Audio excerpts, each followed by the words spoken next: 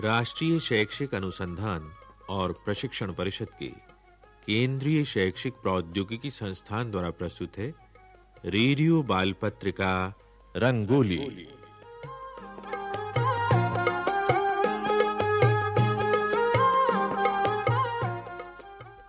रंगोली में आज सुनते हैं कार्यक्रम दधीची का त्याग।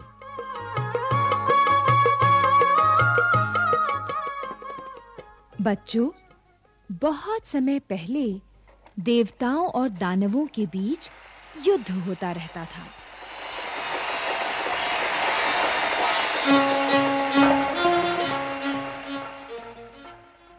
ऐसे ही एक युद्ध में दोनों ओर के बहुत से लोग मारे गए।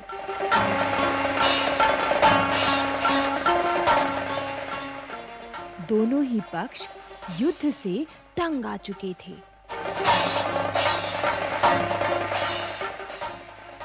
इसलिए उन्होंने आपस में समझौता कर लिया कि वे अब कभी युद्ध नहीं करेंगे, अपने सारे अस्त्र शस्त्र नष्ट कर देंगे। अब प्रश्न ये था कि उन अस्त्र शस्त्रों को कहां फेंका जाए। यही जानने के लिए देवराज इंद्र देवगुरु बृहस्पति से मिले।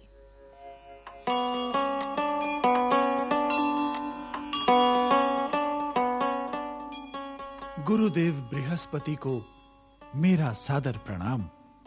आयुष्मान भव। आप तो जानते ही हैं गुरुदेव, देवताओं और दानवों में समझौता हो गया है कि अब हम आपस में कभी नहीं लड़ेंगे। हाँ, मुझे बहुत प्रसन्नता है देवराज इंद्र कि तुम लोगों ने शिव बुद्धिमानी की। शांति और प्रेम से रहना बहुत अच्छी बात है, पर देखता हूं अभी भी चिंता व्याप्त है। हाँ गुरुदेव, इन अस्त्र शस्त्रों की ही तो चिंता है। देवताओं के पास एक से एक विनाशकारी हथियार हैं। अब इनका क्या करें गुरुदेव? ऐसा करो, इन्हें ऋषि मुनियों को सौंप दो। वे तपस्वी और शांति प्रिय होते हैं। वे इनका दुरुपयोग कभी नहीं करेंगे। परंतु गुरुदेव, ऐसे शांति प्रिय लोग भला अस्त्र शस्त्रों को स्वीकार ही क्यों करेंगे? यदि तुम उन्हें ये विश्वास दिला दो कि ये काम तुम सबकी भलाई के लिए कर रहे हो,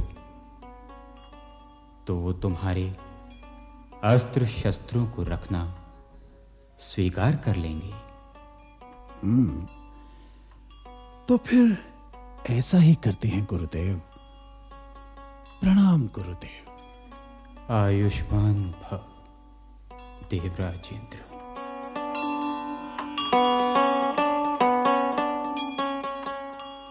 गुरु बृहस्पति की बात मानकर इंद्र आदि देवता पृथ्वी पर ऐसे ऋषि को ढूंढने में लग गए जो इन खतरनाक अस्त्र शस्त्रों को रख सके। जब वे महर्षि दधीची के आश्रम पहुंचे तो उन्होंने देखा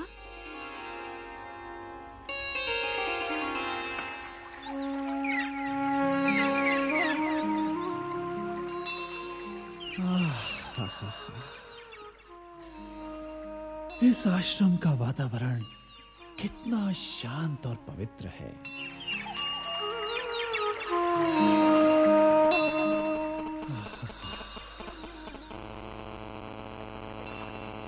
यहाँ नदी के तट पर शेर और हिरण अपना स्वाभाविक वैर भूलकर एक ही घाट पर पानी पी रहे हैं। हमारे अस्त्र शस्त्रों के लिए यही स्थान सबसे उत्तम रहेगा।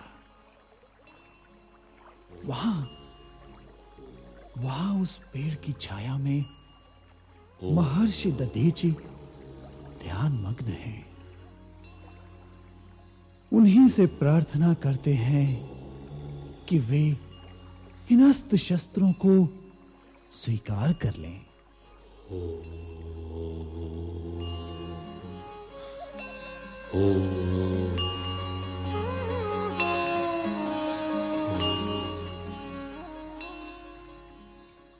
महर्षि दधीचि ने लोक कल्याण की भावना से देवताओं के अस्त्र शस्त्रों को अपने आश्रम में रखना स्वीकार कर लिया। बाद में उन्होंने सोचा कि इन विनाशकारी हथियारों को रखने से क्या लाभ। इसलिए उन्होंने अपने तप के प्रभाव से उन सब हथियारों को पिघला दिया और उसे पी गए।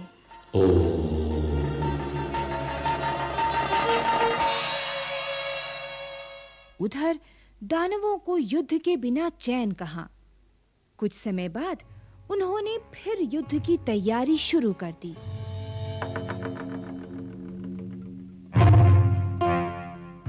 देवताओं को जब ये पता चला तो वो बहुत घबराए। देवराज इंद्र दौड़े-दौड़े महर्षि दधीचि के आश्रम में पहुंचे। तब महर्षि ने कहा, देवराज इंद्र, आपने सच्चे मन से शांति की कामना की थी। अपने अस्त्र शस्त्र मुझे सौंप दिए थे। मैंने भी उसी शांति की कामना से उन शस्त्रों को पिघलाकर पी लिया था। अब यदि मेरे इस कार्य से आपका अहित होता है तो मैं भी दोषी हो जाऊंगा। नहीं महर्षि, आप दोषी नहीं हैं। सारा दोष उन दानवों का है जो ना स्वयं चैन से रहते हैं और ना हमें रहने देते हैं। अब हम क्या करें महर्षि? कैसे उत्तर दें उनके आक्रमण का? आप मेरी अस्थियां ले जाइए। उनसे जो हथियार बनेंगे वो वज्र जैसे कठोर होंगे। उन हथियारों की सहायता से आप दानवों पर विजय प्राप्त कर सकेंगे।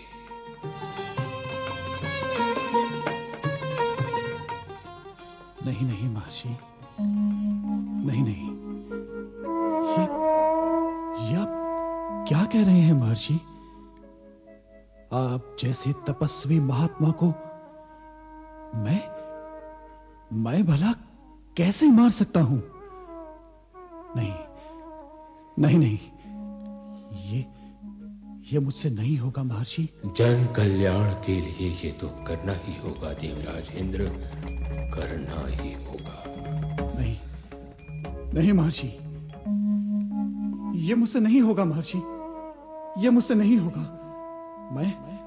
मैं भला आपको कैसे मार सकता हूं? नहीं महर्षि, ये मुझसे नहीं होगा, ये मुझसे नहीं होगा महर्षि।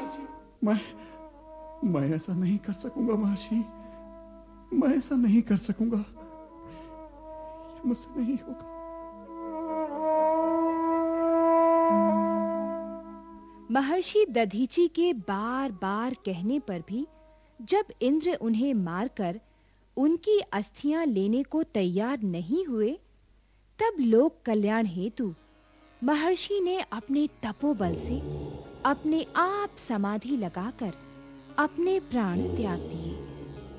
नहीं महर्षि, आप ऐसा नहीं कर सकते।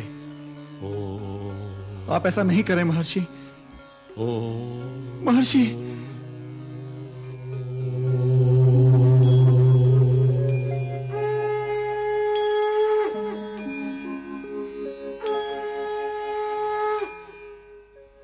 उनकी अस्थियों से देवताओं ने वज्र नाम का हथियार बनाया और उसी की सहायता से दानवों के सेनापति वृत्रासुर को मार गिराया।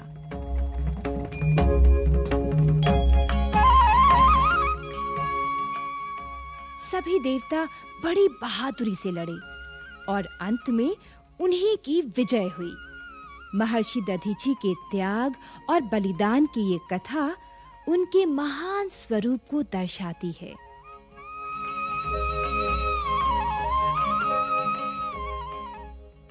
दधीचि का त्याग।